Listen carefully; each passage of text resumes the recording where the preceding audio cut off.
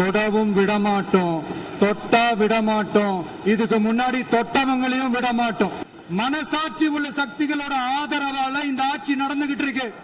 Doubt இருந்தா இந்த புக்கை பார்த்து தெரிஞ்சுக்கலாம். எனக்கு ஒரு குட்டி கதை ஒண்ணு ஞாபகம் வருது, சொல்லாமா? உங்க அப்பா இங்கதான் இருப்பாருன்னு சொன்னாங்க. இல்ல, பர்மிஷன் பண்ணலாமா? இப்பவும் பண்ணலாம், ஒண்ணும் தப்பு இல்ல. அவர் பார்ட்டி ஃபண்ட் அப்படின்னு சொல்லியிருக்கிறாரு. அவர் அமைச்சர் அந்த பார்ட்டி ஃபண்ட் எந்த பார்ட்டின்னு கூட சொல்ல தைரியம் இருந்தா சொல்லுங்க, நாங்க அதெல்லாம் ஃபேஸ் பண்ண தயாரா இருக்கோம்.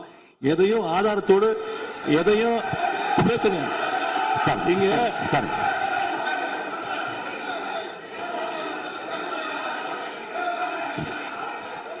அது மாதிரி பேரவைத் தலைவர் அவர்களே, நேற்று நான் பேசி முடிஞ்சோடனே நீங்க அவை முடிஞ்சிருச்சுன்னு சொல்லிட்டீங்க. நாங்கெல்லாம் வீட்டுக்கு போயிட்டோம். வீட்டுக்கு போய் டிவி போட்டு பார்த்தா அங்க இன்னொரு அமைச்சர் இன்னும் பதில் சொல்லிட்டே இருந்திருக்கிறாரு. அதுக்கெல்லாம் நாங்க இப்ப என்ன பதில் இது, என்ன மரபு இது? நீங்க இப்ப பேசிக்கிட்டே இருப்பீங்களா? நாங்க பாத்துக்கிட்டே இருக்கணுமா? அதே மாதிரி இன்னைக்கு முதலமைச்சர் அவர்கள் பேசும்போது நாங்களும் அமைதியா கேட்டுட்டு தான் இருந்தோம். ஆனா சில கருத்துக்கள் அவர் பேசும்போது அதை நாங்க அனுமதிக்க முடியாது. ஆதாரத்தோடு ஏதாவது பேசணும்னா, குற்றச்சாட்டுகள் சொல்லும் போது ஆதாரத்தோடு சொன்னீங்கன்னா அதை நாங்க ப்ரூவ் பண்றதுக்கு தயாராக இருக்கு. மாண்புமிகு உறுப்பினர் அவர்கள் இருங்க. நேற்று மாண்புமிகு எதிர்க்கட்சி தலைவர்கள் பேசியதும், மாண்புமிகு பொதுப்பணித் தலைவர்கள் பேசியதும் ஆதாரம் இல்லாமல் பேசக்கூடாது என்று நான் சொன்னேன். ஆய்வு செய்து நீக்கப்பட வேண்டியது நீக்கும் என்று சொன்னேன். இப்போது மாண்புமிகு முதல்வர் அவர்கள் பேசி முடிக்கட்டும். நீங்கள் கூறிய கருத்துப்படி அதில் ஆதாரங்கள் இல்லாத குறிப்பாக இருந்தால் அதை நீக்குவதற்குரிய உரிமை எனக்கு இருக்கிறது. ஆய்வு செய்து நான் நடவடிக்கை எடுப்பேன். இப்போது மாண்புமிகு முதலமைச்சர் அவர்கள் பேசலாம். இந்த டாஸ்மாக் மாதிரியே பல டிபார்ட்மெண்ட்லயும், மறுபடியும் சொல்றேன், கட்சி நிதின்ற பேர்ல அடிச்ச கொள்ளைய ஒன்னா கவர்மெண்டோட கஜானாக்குள்ளேயே கொண்டு சேர்த்துக்கிட்டே இருக்கிறாங்க. இப்பவும் சொல்றேன், மக்கள் பணத்துல இருந்து ஒரு பைசா கூட தொடமாட்டோம், தொடவும் விடமாட்டோம், தொட்டா விடமாட்டோம், இதுக்கு முன்னாடி தொட்டவங்களையும் விடமாட்டோம்.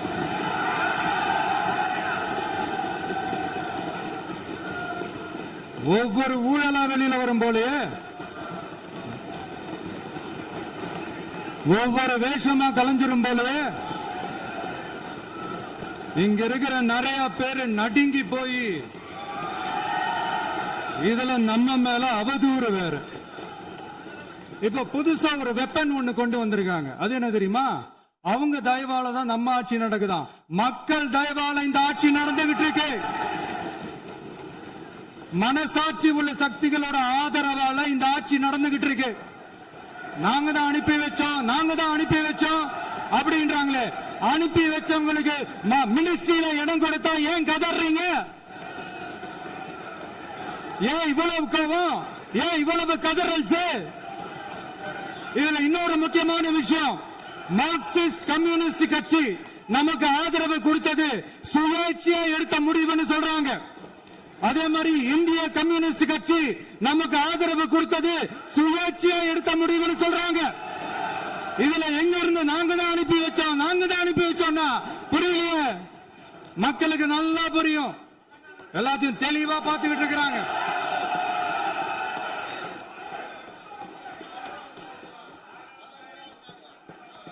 முதலமைச்சர் கண்டினியூ பண்ணலாம். மாண்புமிகு முதலமைச்சர்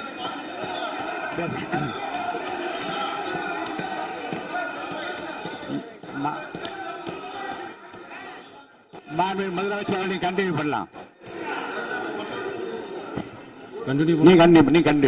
நீங்க பண்ணலாம்.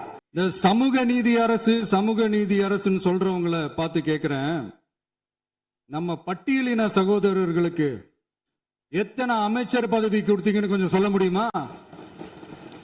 ஆனா நம்மளுடைய அரசுல 8 அமைச்சர் பதவிகள் யாருக்கு? நம்ம பட்டியலின சகோதரர்களுக்கு. எல்லாம் நம்ம அண்ணன், நம்ம தம்பி, நம்ம தங்கச்சிங்க. அண்ணல் அம்பேத்கர் அவர்களுடைய கிட்டத்தட்ட 100 ஆண்டு கால கனவு இப்ப நிறைவேறி இருக்கு. நான் ஏன் கொஞ்சம் சவுண்டா பேசுறேன் அப்படின்னா அவங்களுக்கு கேட்கணுன்றதுக்காக, தப்பா எடுத்துக்காது. அதே மாதிரி பெண்களோட பாதுகாவலர் நாங்க தான் அப்படின்னு சொல்லிக்கிறவங்கள கேட்கிறேன், எத்தனை பெண்களுக்கு அமைச்சர் பதவியில இடம் கொடுத்தீங்க கொஞ்சம் சொல்ல முடியுமா?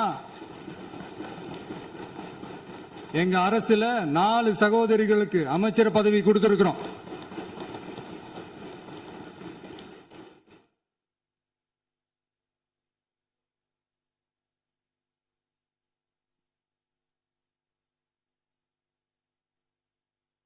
அதனால மக்களால் நிராகரிக்கப்பட்டு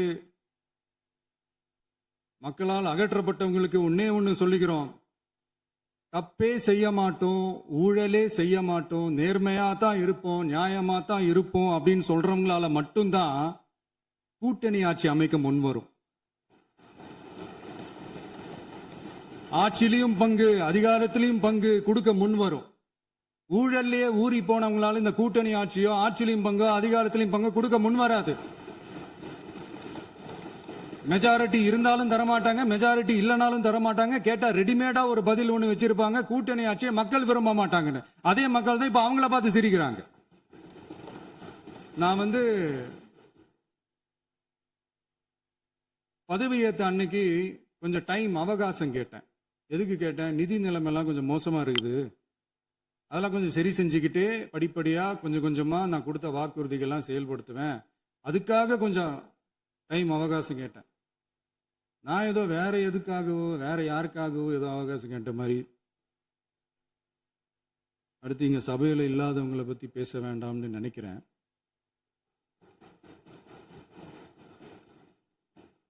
இங்க நம்மளை பத்தி அவதூறு பரப்புறதோட மட்டும் இல்லாம இப்ப நம்ம மக்கள் மேலேயும் அவதூறு பரப்ப ஆரம்பிச்சிட்டாங்க. மக்கள் நமக்கு ஓட்டு போட்டது தப்பான், குடும்பம் குடும்பமா நமக்கு ஆதரிச்சது தப்பான். இது இப்ப இல்ல, நான் சொல்றது எம்ஜிஆர் அவர்கள் காலத்திலிருந்தே. அப்பவே அவர் ஜெயிச்சப்போ அதே மக்களை தப்பு தப்பா பேசுறது. மக்கள் என்ன பண்ணிட்டாங்க, எம்ஜிஆர் என்ன பண்ணிட்டாரு, எம்ஜிஆர் என்ன இது பண்ணிட்டாரு. 50 வருஷமா ஒரே டெக்னிக்கா.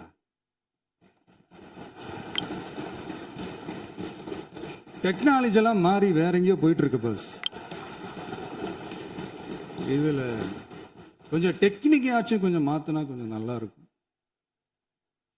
அதனால மக்களுக்கு யூஸ்ஃபுல்லா இருக்கிற மாதிரி இந்த ஆக்கப்பூர்வமான கருத்துக்களோ ஆக்கப்பூர்வமான யோசனைகளோ இருந்தா சொல்லுங்க, அதை நாங்க டெஃபரெண்டா எடுத்துக்கிறோம். ஆனா அதை விட்டுட்டு இந்த நக்கல், நையாண்டி, சம்பந்தம் இல்லாத பேச்சு இதெல்லாம் பேசிட்டு அப்புறம் முதல்வர் பதில் சொல்லல, முதல்வருக்கு பதில் சொல்ல தெரியல அப்படின்னா அப்புறம் என்ன சோஃபா மாடல் ஆட்சியா? அது என்னன்னு புரியறதுக்கே எனக்கு ரொம்ப நாள் ஆச்சு. இந்த sofa set, table chair, teapoy, furniture பிசினஸ்லாம் வேற எங்க வெளியில போய் பண்ண சொல்லுங்க. அப்படி அந்த பிசினஸ் தான் பண்ணணும்னா நிறைய பிசினஸ் பண்ற மாதிரி வெளியில போய் பண்ண சொல்லுங்க, இங்க சட்டசபைக்குள்ள வேணாம். அதனால ஆக்கப்பூர்வமான கருத்துக்கள் இருந்தா சொல்லுங்க, டெஃபினட்டா அது சரியா இருந்தா நாங்க ஏத்துக்கிறோம். எனக்கு ஒரு குட்டி கதை ஒண்ணு ஞாபகம் வருது, சொல்லாமா? ஒரு ஊர்ல ஒரு பெரியவர் வெயில் ரொம்ப ஜாஸ்தியா இருக்குன்னு சொல்லிட்டு கண்ணுக்கு மேல கை வச்சுக்கிட்டு இப்படி சுத்தி முத்தி தேடிக்கிட்டு இருந்தாராம். அப்ப கூட இருந்த ஒரு சின்ன பையன் என்ன தேடுறீங்க அப்படின்னு கேட்டானா. அதுக்கு அந்த பெரியவர் சொன்னாரா, அது ஒண்ணு இல்ல தம்பி, உங்க அப்பா இங்கதான் இருப்பாருன்னு சொன்னாங்க, அதான் தேடிக்கிட்டு இருக்கேன். எங்க உங்க அப்பாவையா காணோம்?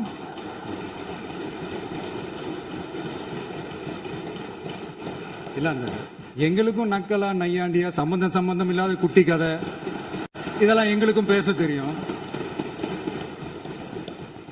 அந்த கதையில பெரியவர் அப்படி சொன்னாராம், தப்பா எடுத்துக்காதீங்க. அந்த கதையில பெரியவர் அப்படி கேட்டாராம். அதனால யாரும் இங்க டென்ஷன் ஆக வேணாம். அதனால இன்னொரு இந்த என்னுடைய உரையை முடிக்கிறதுக்கு முன்னாடி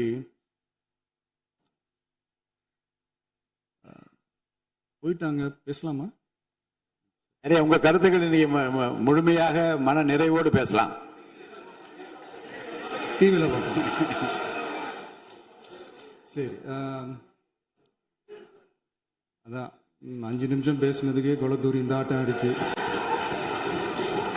பேசுனா அப்புறம் என்ன பண்றது? கடைசியா நான் இந்த உரையை முடிக்கிறதுக்கு முன்னாடி ஒரு முக்கியமான ஒரு விஷயம் பத்தி சொல்லணும். ஆளுநர் உரை அன்னைக்கு இந்த தமிழ் தாய் வாழ்த்துக்கு அப்புறம் தேசிய கீதம் பாடினது தப்பு, தேசிய கீதம் 2 முறை பாடினது தப்பு, அப்படி ஒரு நிகழ்வு இதுக்கு முன்னாடி இந்த சட்டசபையில நடந்ததே கிடையாது. அந்த மரபே மாத்திட்டீங்க. இப்படி ஒரு ஒரு பெரிய ஒரு போர் மாதிரி எதிர்கட்சியை சார்ந்தவங்கலாம் சொன்னாங்க இல்லையா? அந்த மாநில உரிமை போராளிகளை, அந்த மரபு காக்கிற உரிமை போராளிகளை ஒரே ஒரு கேள்விதான் கேட்கணும். 2021 ஆகஸ்ட் 2 ஞாபகம் இருக்கா? Centenary celebration of Tamil Nadu legislature. அந்த ஃபங்க்ஷன்ல நம்ம முன்னாள் முதலமைச்சர் கருணாநிதி அவர்களோட கலைஞர் அவர்களுடைய கலைஞர் அவர்களுடைய புகைப்படத்தை மாண்புமிகு குடியரசுத் தலைவர் திறந்து வைக்கிற ஒரு ஃபங்க்ஷன்.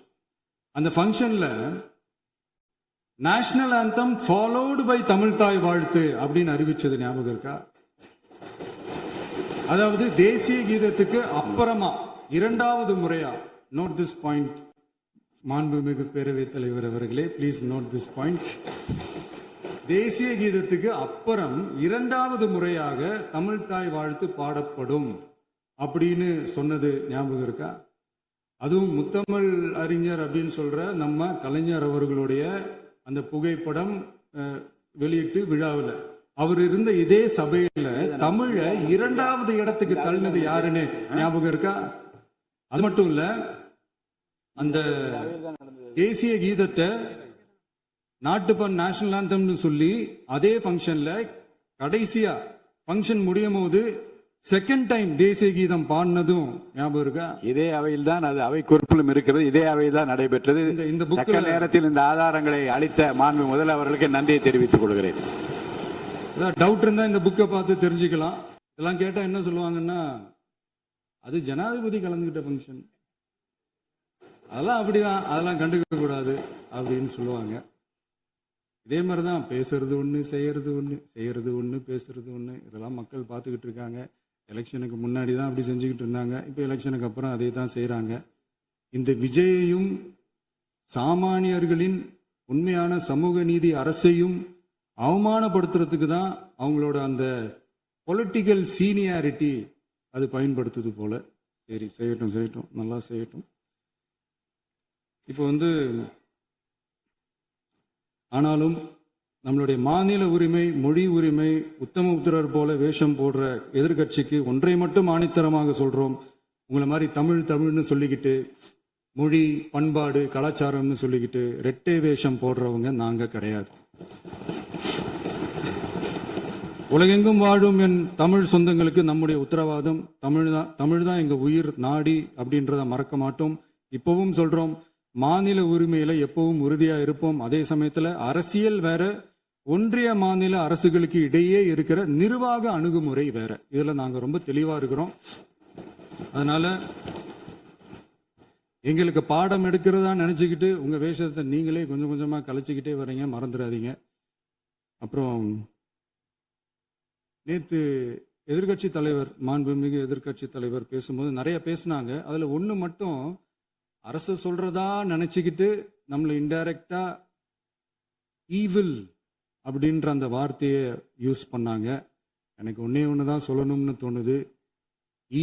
ஈவில்ஸ்னு டெவில்ஸ் பேசக்கூடாது.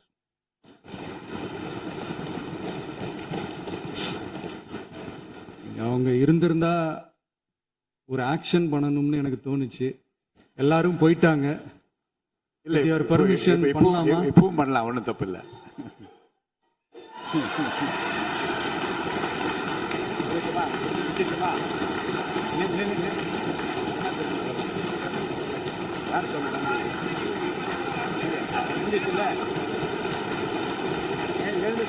சொல்லட்டுமா?